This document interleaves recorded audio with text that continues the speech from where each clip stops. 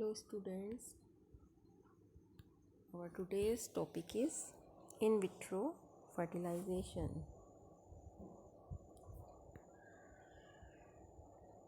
देखिए आप इसको,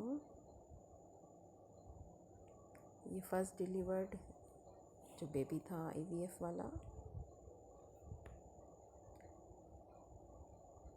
आप समझते हैं what do we mean by in vitro fertilization. Vitro means कांच, पेट्री डिश, टेस्ट ट्यूब, और कृत्रिम रूप से जो बाहर निषेचन करवाया जाता है इन विट्रो फर्टिलाइजेशन या कृत्रिम निषेचन इसको कहते हैं.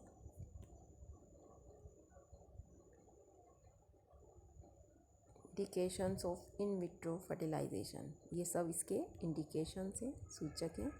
Idiopathic causes, female causes. देखिए क्या क्या प्रॉब्लम्स होती है तब इनको करना पड़ता है. Problems of fallopian tubes obstruction और साल्पिंगेटोमी ड्यू टू एक्टोपिक प्रेगनेंसी. फिर एंडोमेट्रियोसिस, ओव्यूलेशन प्रॉब्लम भी हो सकती है, तब भी इन विट्रो फर्टिलाइजेशन करवाना पड़ता है. ये तो फीमेल कोजेस थे. अब मेल कोजेस के defects in sperm quantity and quality. शुक्राणु की क्वालिटी और संख्या में कमी होना. Inability of the sperm to penetrate the cervical mucus. No sperm seen in the semen fluid. फिर जेनेटिक डायग्नोसिस भी होता है. Pre implantation genetic diagnosis to rule out genetic disorders. There are 7 steps for IVF procedures. कितने चरण हैं IVF या इन vitro fertilisation के, कृत्रिम निषेचन के? 7 स्टेप हैं. ये देखिए क्या क्या करना पड़ता है इसके लिए.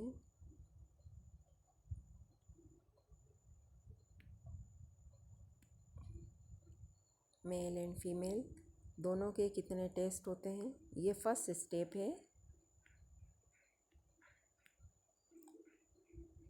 इवैल्यूएशन. ठीक है ना, दोनों का मूल्यांकन करना और इतने सारे टेस्ट करना, फीमेल और मेल का.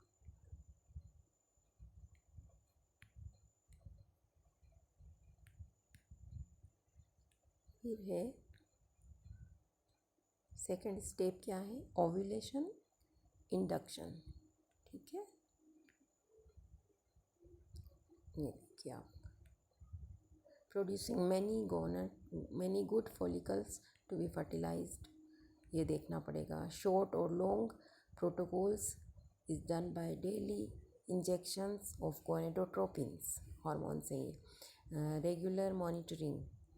फिर ये सारे इसमें ध्यान रखने वाले हैं. सभी पॉइंट स्क्रीनशॉट्स खींच लीजिए इसके. ये सेकंड स्टेप है ओव्यूलेशन इंडक्शन.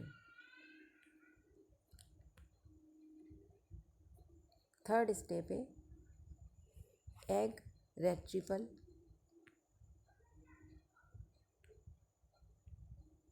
देखिए इन विट्रो फर्टिलाइजेशन बहुत ही कॉम्प्लिकेटेड होता है.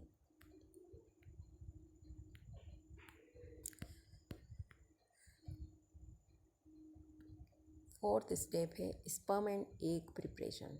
किस तरह की जाती है? The eggs are prepared and stripped from the surrounding cells. At the same time, sperm preparation is done using a special media. We need from 10,000 to 1 lakhs motile sperm, एकदम हेल्दी और चलने वाले स्पर्म ज़रूरत पड़ती है 10,000 से 1 लाख तक. Each egg in A special dish. This is called traditional IVF. ठीक है, एक स्पेशल डिश में एग रखा होता है. It is different from intracytoplasmic sperm injection.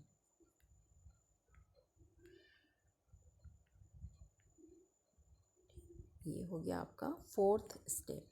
फिर है फिफ्थ स्टेप फर्टिलाइजेशन. ये हमारा सबसे इम्पोर्टेंट 5वां जो चरण है, सबसे इम्पोर्टेंट है निषेचन. यही हमारा टॉपिक था ना, इन विट्रो फर्टिलाइजेशन. तो after preparing the sperm and the eggs are put in the same dish.